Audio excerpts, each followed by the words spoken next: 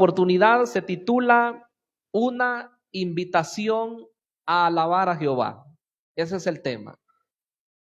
Esta es una invitación. La invitación ha venido de parte de nuestra hermana Elba, ¿verdad? Por supuesto. Pero mis estimables hermanos, según la palabra de Dios, la invitación a alabar y a bendecir el santo nombre de Dios viene de Él mismo, ¿verdad? Porque Él es el que dice en diferentes salmos que nuestra boca tiene que estar llena de alabanza, que nuestra boca tiene que estar llena de la gratitud hacia Él por todas sus misericordias, por todo lo que Él ha hecho en nuestras vidas. Siempre que nos reunimos en una ocasión como estas, recordamos las grandes misericordias que Dios ha tenido para con nosotros. Porque sin merecerlo, no es que seamos así, ¿verdad? Como se dice, muy buenas piezas nosotros, o como éramos antes de conocer al Señor, no éramos tan buenas personas. Pero lo cierto es que desde el día en que el Señor Jesucristo se manifestó a nuestras vidas, nuestra vida, hermanos, cambió.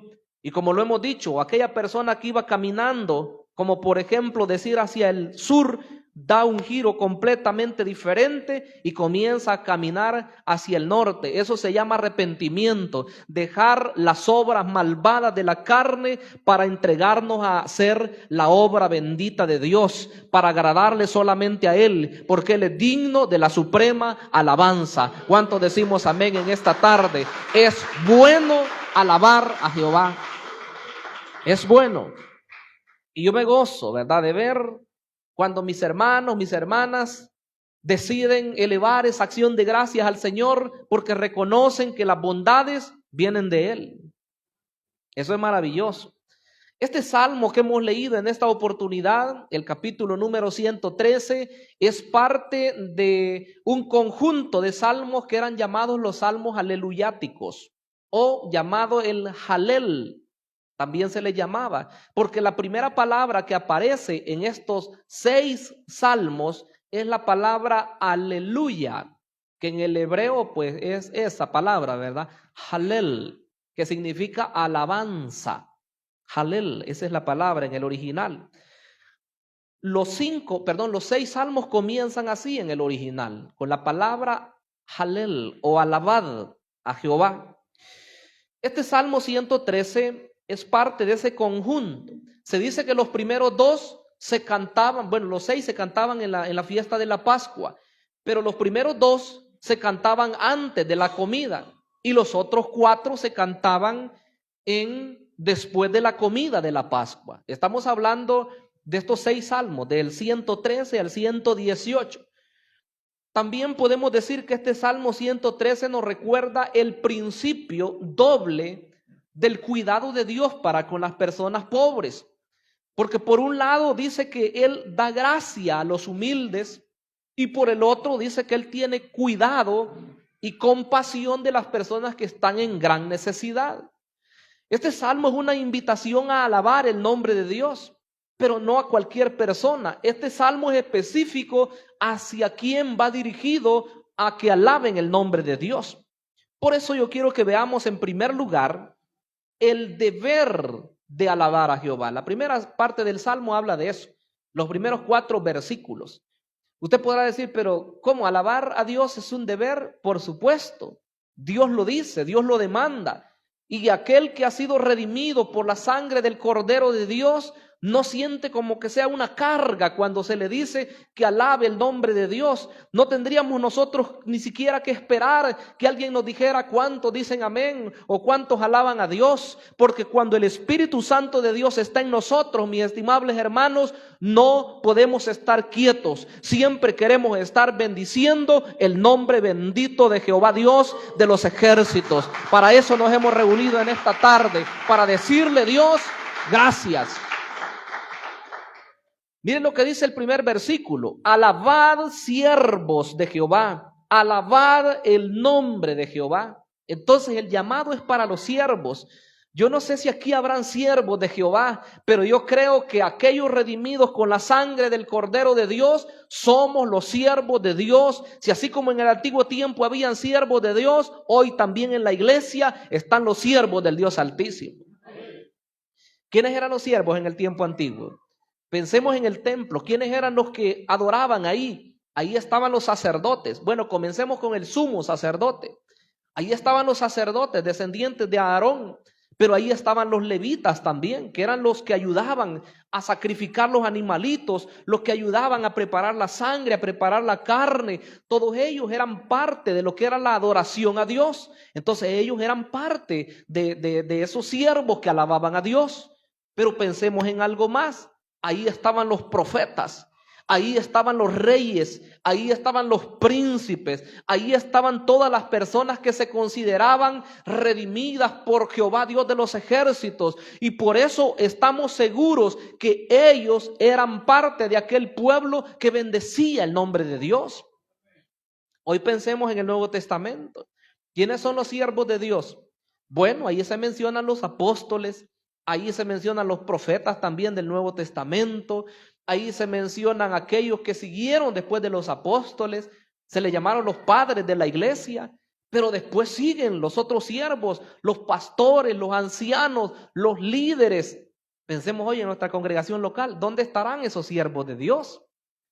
Los siervos de Dios son aquellos que predican su palabra. Los siervos de Dios son aquellos que ministran la alabanza. Los siervos de Dios son aquellos líderes de ministerios. Los siervos de Dios somos todos los redimidos. Si usted es parte de ese pueblo, no se quede callado en esta noche, sino que juntos elevemos esta gratitud al Dios maravilloso, porque para eso nos ha traído Él, para que digamos que Dios es bueno y que su misericordia es para siempre. Amén. Mire qué hermoso. Alabad, siervo de Jehová. Alabad el nombre de Jehová. Cuando usted lea eso, usted diga, a mí me está hablando Dios, ¿verdad? A mí me está diciendo que alabe el nombre de Dios. Pero ¿qué más dice? El versículo 2 dice que el nombre de Jehová es bendito por siempre.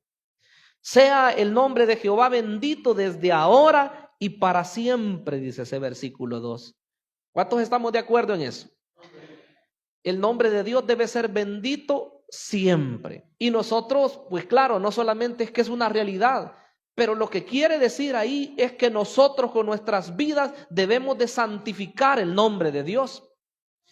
Porque no serviría de mucho que nosotros dijésemos o nos llenásemos la boca de que nosotros alabamos a Dios, que le bendecimos, pero nuestros actos dijeran lo contrario. ¿Verdad que no había mucho provecho?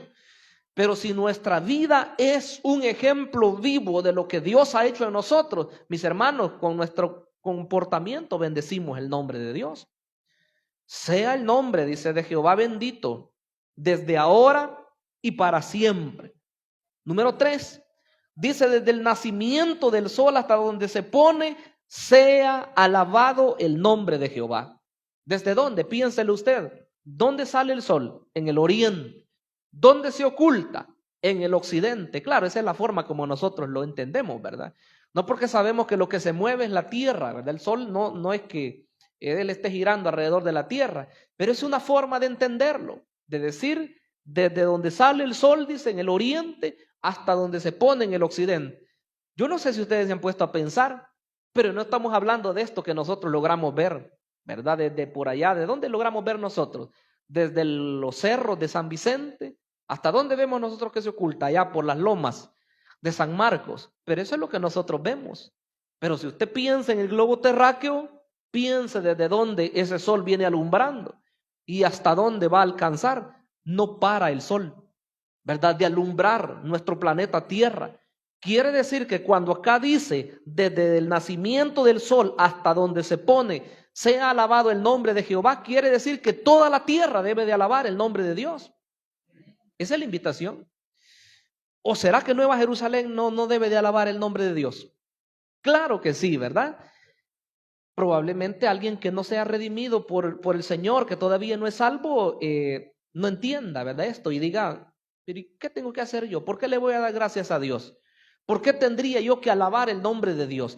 Pero los que hemos experimentado el nacer de nuevo, los que antes estábamos perdidos, los que antes estábamos en problemas, los que antes estábamos angustiados, sabemos que es ser salvos por la gracia bendita de Dios. Y cuando nos recordamos de dónde nos ha sacado el Señor, es ahí cuando comenzamos a alabarle y a bendecirle y a decir: Dios es bueno, su misericordia es para siempre, Él merece ser exaltado hoy y por siempre. ¿Cuántos decimos amén? Dele gloria al Señor, dele alabanza al Rey de los cielos. Piénselo por un momento, ¿dónde estaba usted? Incluso la juventud, porque a veces en la juventud pudieran ellos decir: pero nosotros nacimos ya en la obra, y nosotros ¿de qué tenemos que darle gracias a Dios? Hay personas todavía un poco incautas, ¿verdad? O ingenuas, que dicen: quizás es bueno salir un momento al mundo para experimentar qué es y después ver qué es ser restaurado por el Señor. No, no espere eso. Hay personas que se van de la iglesia y ya no logran regresar. No permitamos eso, sino más bien el que es jovencito, el que ha nacido en la obra del Señor, debe de darle gracias a Dios porque no le ha permitido Dios ir allá afuera y que el enemigo lo devane. Porque los que estuvimos afuera nos pasó de todo, a algunos más que a otros, pero bien, estábamos en poder del enemigo. Pero por eso dice la Escritura que hoy nosotros hemos sido rescatados de las tinieblas y trasladados al reino de su amado Hijo. Entonces hoy nosotros sabemos qué es alabar el nombre de Dios. Pero número 4, dice que Él está por sobre todas las cosas. Dice el versículo 4: excelso sobre todas las naciones es Jehová, sobre los cielos su gloria. ¿Sabe qué quiere decir cuando dice que es excelso sobre todas las naciones? Que está por encima de todo. No hay nadie que se pueda igualar a Él. No hay nadie que esté ni siquiera a punto de llegar al mismo nivel de Dios. Hubo un ser, según la Biblia, que Él dijo: voy a poner mi trono allá en el norte. Lo voy a poner cerca del trono de Dios. Usted ya más o menos sabe de quién estoy hablando, ¿verdad? Ese es el enemigo. Ese es aquel lucero que Dios había hecho para alabar y para bendecir el nombre de Dios. Qué curioso, ¿verdad? Que aquel que había sido creado para dirigir la alabanza a Dios, para guiar a otros ángeles en la exaltación al Dios Todopoderoso, fue el que se rebeló. Fue el que creyó, ¿verdad? Que Él era el número uno y que Él era diferente a todos los demás ángeles. Y dice que a causa de su sabiduría, a causa de su hermosura, Él se envaneció. Y al final tuvo que ser desechado y enviado, ¿verdad? A la misma tierra. Es triste, ¿verdad? El saber de que cuando se tiene una posición no se valora. Por eso Dios quiere que cada uno de nosotros, en el nivel que Dios nos haya puesto, sepamos que la gloria y la honra pertenecen solo al Rey de los Reyes y al Señor de los Señores. A Él venimos a alabar en esta noche, porque de Él es toda la honra. Amén.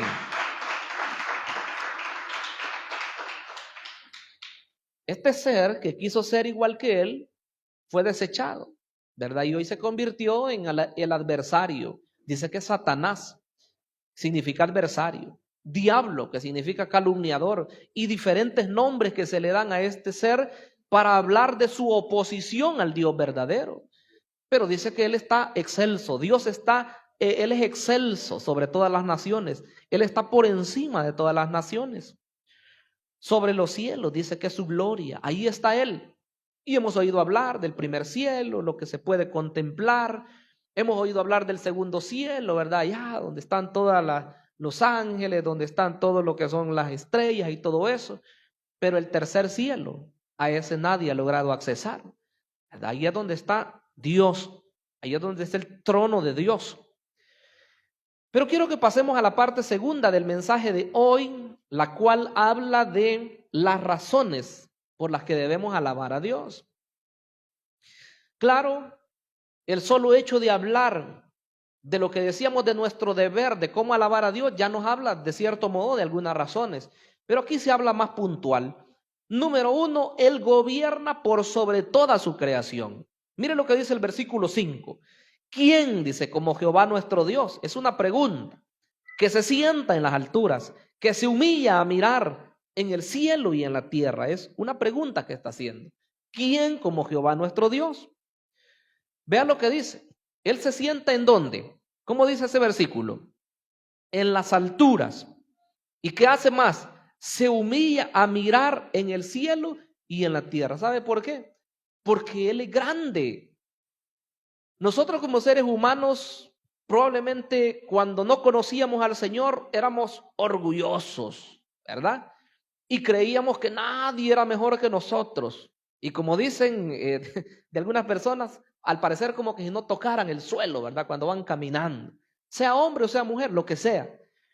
Pero el día en que uno viene a Cristo, Cristo lo cambia a uno y le hace reconocer que somos tan insignificantes en comparación con nuestro Dios que no merecemos, mis estimables hermanos, ni siquiera sentirnos más que otra persona. ¿Qué dijo el apóstol Pablo? Estimando, dijo, cada quien a los demás como superiores a sí mismo. Cuando yo leo esa declaración digo, es bastante difícil eso. ¿Sí o no? Seamos sinceros. Es bastante difícil considerar a las demás personas superiores a uno. Porque uno siente, ¿verdad? No es que yo puedo, no es que yo soy don fulano de tal, es que yo soy la hermana fulana de tal y yo soy el hermano fulano de tal.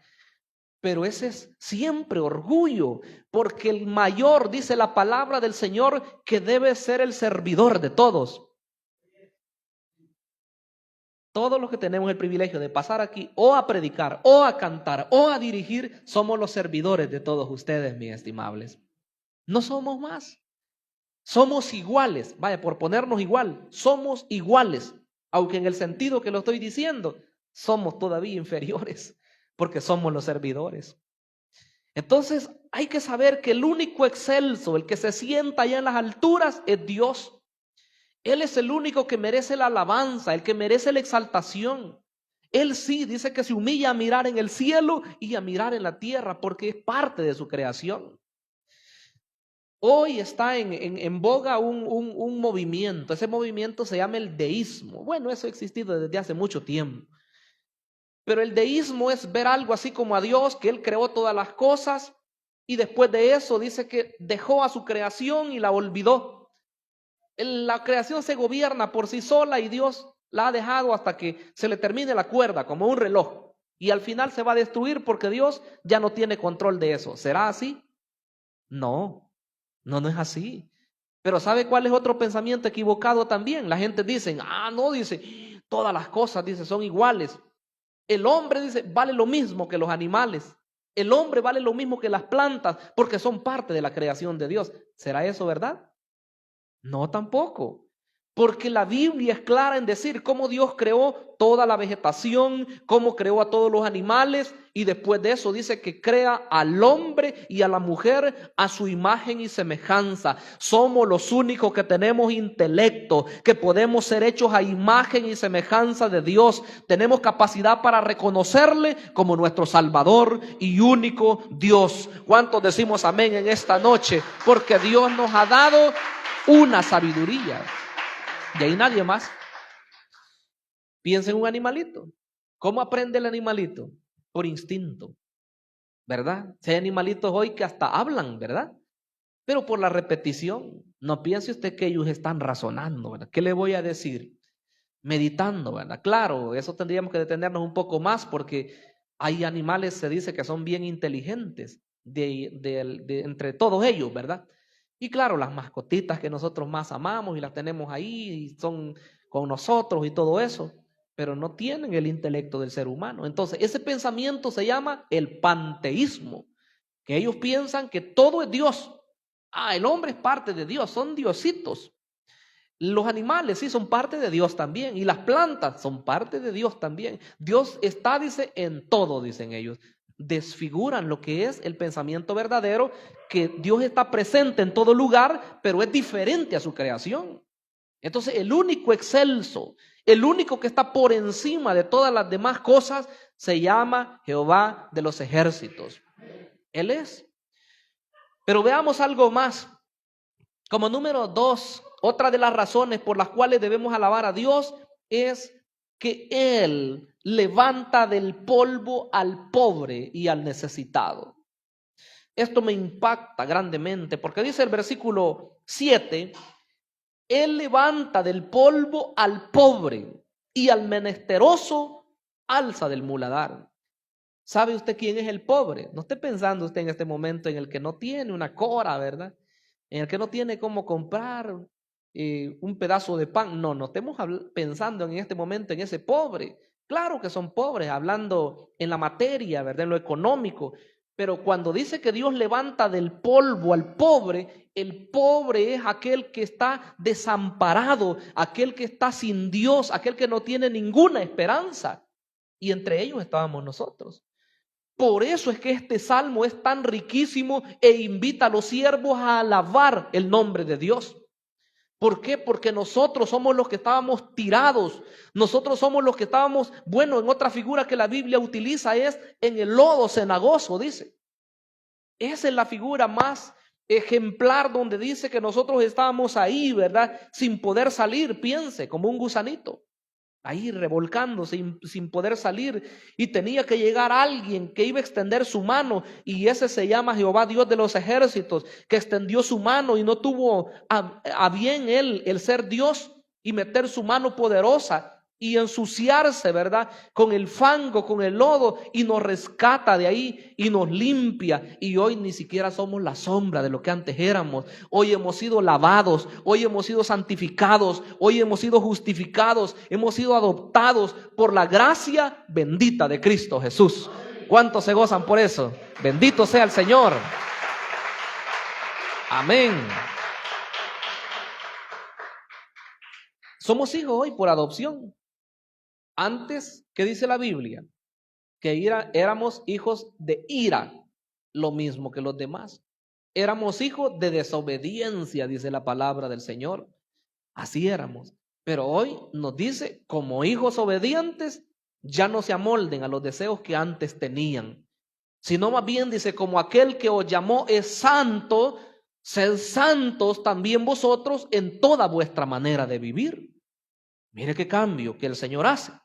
Entonces dice que levanta del polvo ¿a quién? Al pobre. Éramos pobres, éramos necesitados. Pero la segunda parte, y al menesteroso, dice, lo alza del muladar. Ese menesteroso, cambie esa palabrita, es necesitado, un necesitado. Ese muladar, ¿sabe qué era el muladar? Era el lugar donde llegaban a tirar la basura. Ese era el muladar. Algunos lo ejemplifican incluso el lugar donde hay un estercolero. Se oye horrible eso, ¿verdad? Pero la Biblia dice que a esa persona lo alza el Señor, a ese menesteroso, a ese necesitado, lo levanta de ese basurero, lo levanta de esa inmundicia. Usemos esa palabra por no decir algo más. Lo levanta de ahí. Qué terrible, ¿verdad? ¿Cómo estábamos nosotros? Por eso dice la Biblia que las mejores obras que el ser humano podía hacer eran como un trapo de inmundicia. Y ni siquiera me atrevo en este momento para decirle qué significa propiamente esa expresión. En otros tiempos creo que le hemos dicho. Pero eso es algo horrible, algo comparativo que Dios hace para decir que no valíamos lo que es nada. Por eso cuando hablamos de la vida antigua está correcto que digamos que éramos como un gusano, que no valíamos nada, que estábamos arruinados, que estábamos perdidos. Pero lo que sí no es correcto es que hoy que somos creyentes digamos que somos inservibles y que no valemos nada. Porque la Biblia dice que hoy nosotros hemos sido comprados no con oro ni plata, sino con la preciosa sangre de Jesucristo, como de un cordero sin mancha y sin contaminación. Ese es el precio que hoy tenemos, la sangre de Cristo. Entonces es un valor incalculable. ¿Qué dice Pedro? Carísimos hermanos. ¿Qué dice Juan? Mirad, dice, cuál amor nos ha dado el Padre para que seamos llamados hijos de Dios. Por eso el mundo dice no nos conoce, porque no le conoció a Él. Entonces hoy tenemos un valor grande, hoy tenemos un valor incalculable. Y yo quisiera que leamos acá dos citas bíblicas. Vamos a leer Santiago 4, 6 al 10.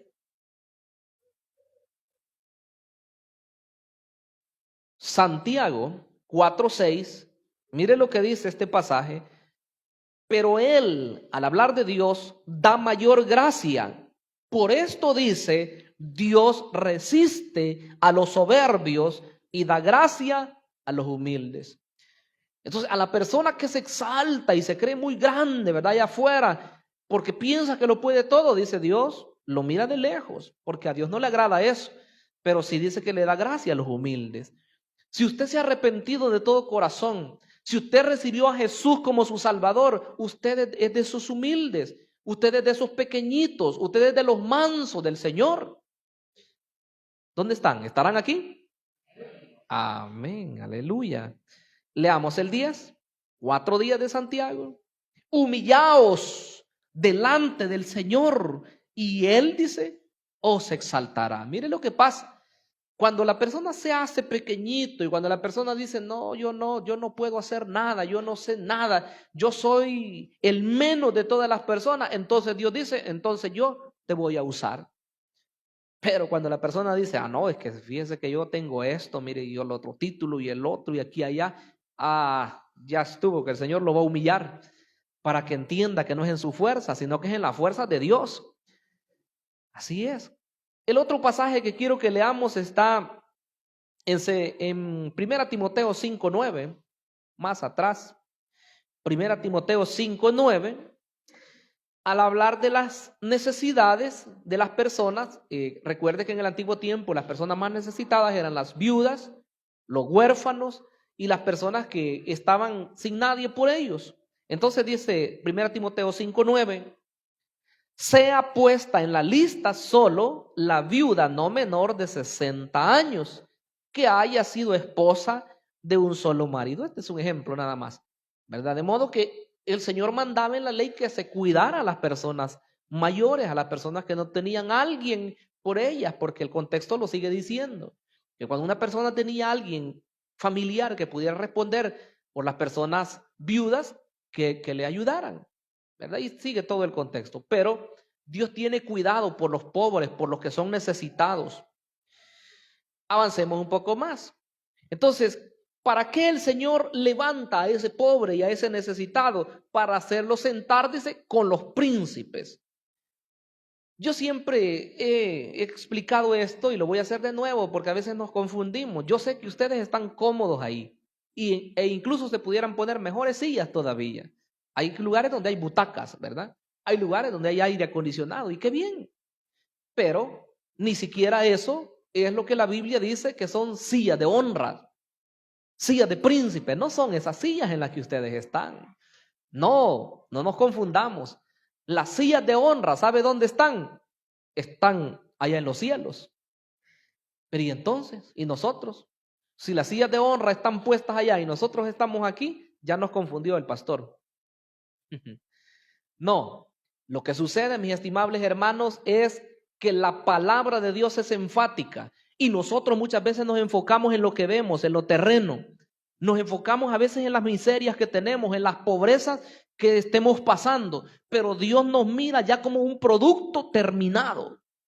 Yo le he testificado varias veces, nosotros aquí en la tierra deberíamos tener un rótulo aquí en las espaldas donde dijera en proceso, porque no estamos cabales, no estamos completos, Dios está trabajando en nosotros. Pero le digo algo en esta noche, Dios nos mira a nosotros como perfectos. Nos mira el Señor como completos por la sangre preciosa que Cristo ha derramado en cada uno de nosotros y Él nos mira a futuro, de modo que Él nos mira ya sentados en los lugares celestiales a la par de su amado Hijo, porque es el lugar donde nosotros vamos a estar. Bendito sea el nombre maravilloso de Dios. Él quiere que pensemos en ese sentido. De modo que cuando dice que nos ha puesto en sillas de honra, en sillas de príncipes, no piense usted en el lugar en donde está cómodo probablemente, no, piense espiritualmente, estamos nosotros ya allá en la patria celestial y hacia allá vamos. Entonces cuando nosotros pensamos en eso, no hombre, nuestra mente se llena de gratitud para con el Señor. Entonces dice esa parte del Salmo, el versículo número 8, dice, para hacerlo sentar con los príncipes, con los príncipes de su pueblo. ¿Quiénes eran los príncipes de Israel? Piense usted quiénes eran. Ahí estaban las 12 tribus, ¿verdad? Cada uno de los fundadores de la nación israelí. Príncipes, ¿quién más? Piensa en Moisés, piensa en Josué. Príncipes, piensa en aquellos grandes hombres como David, sus descendientes, ¿verdad? Hombres de renombre, princesas, ¿verdad? Piense usted en aquellas grandes mujeres como Lea, como Raquel. ¿Y quiénes más? Ahí estaba María. Mencióneme a alguien más de las mujeres. Sara, Esther. ¿Quiénes más? Ahí hay mujeres de renombre en las escrituras. Si nos venimos al Nuevo Testamento, ahí está María, que ocupa un lugar especialísimo en la obra de nuestro Dios, ¿verdad? Entonces piense que ahí están los príncipes. En el lugar donde Dios nos va a hacer sentar, ahí no hay derrotados, ahí no hay gente que se quedó a medias, ahí no hay gente que dijo me desanimo. No, ahí hay gente que peleó la buena batalla y logró llegar hasta el final. El día que nosotros cerremos nuestros ojos en esta tierra, hasta ahí se verá coronado nuestro tiempo de alabar y de exaltar el nombre de Dios. Así que mientras estemos aquí, cantémosle al Señor. Y cuando cerremos nuestros ojos, los vamos a abrir para seguir exaltando el nombre de Dios delante de Él, ¿verdad? Eso es maravilloso. Entonces, un cambio de etapa, lo que vamos a hacer cuando el Señor venga por nosotros. Entonces los pone allá con los príncipes de su pueblo. Pero como número 4 y último, Él da familia a la estéril. Mire qué interesante. Versículo 9 dice, Él hace habitar en familia a la estéril, que se goza en ser madre de hijos. Aleluya, termina diciendo. O sea que el Salmo comienza con un aleluya y termina con un aleluya también. Hay que alabar al Señor. Aleluya significa alabado sea el Señor. Eso significa. Dice que hace habitar en familia al estéril. Voy a preguntar a las que son madres aquí. ¿Se sienten felices ustedes de ser madres? Sí, ¿verdad? Un rotundo amén. Pero piensen las mujeres que no pueden tener un bebé. Ellas se sienten como menos. Y no piense que fue solamente en los tiempos bíblicos. Es lo mismo hoy en día. He tenido la oportunidad de conocer a personas tanto dentro de la obra de Dios como fuera de ella, de personas que se duelen por no poder tener un bebé. A veces el problema es de la mujer, pero en otras oportunidades el problema es del hombre. Eso así es. Entonces, pero he visto algunos casos donde las personas se cansan y viene el hombre, y si es la mujer la que no puede tener hijos, le dice, te abandono porque yo quiero tener hijos, entonces no puedo estar contigo. Y el problema es si ya están casados, ahí vienen más problemas.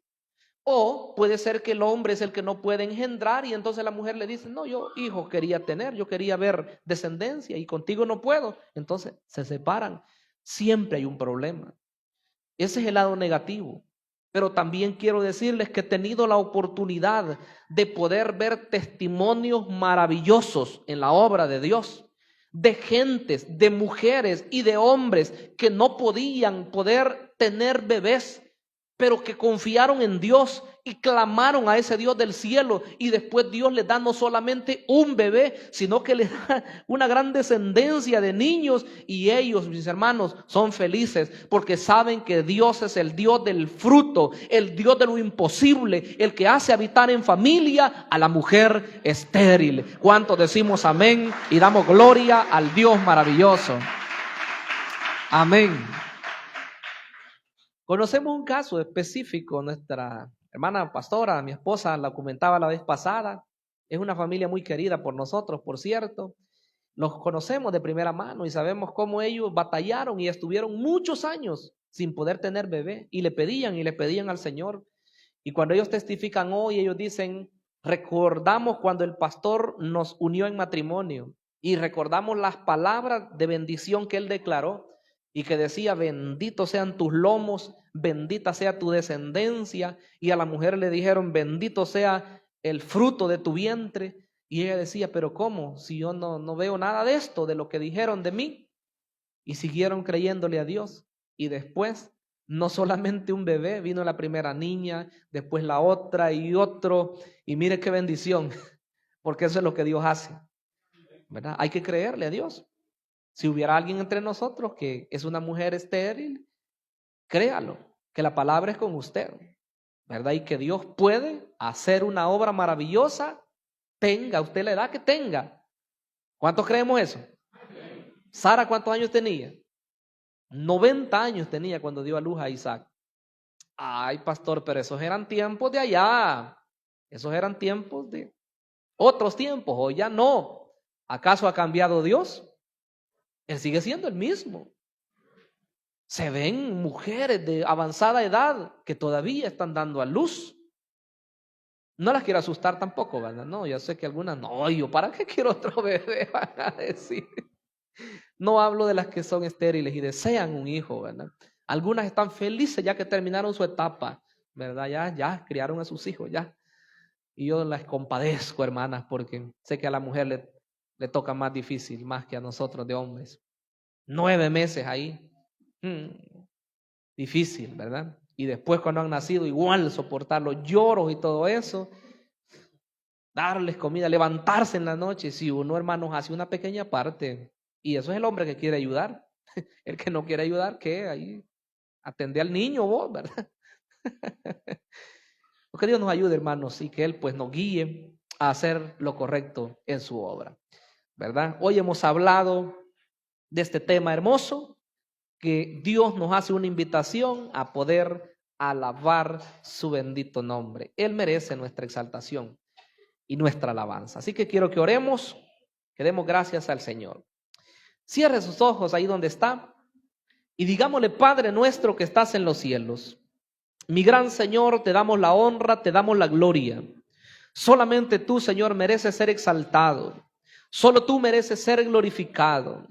Gracias, mi Dios, por el privilegio que nos has dado de poder unirnos, Señor, en alabanza, en exaltación en este día, en acción de gracias por todas las maravillas, Señor, que tú haces en medio de tu pueblo.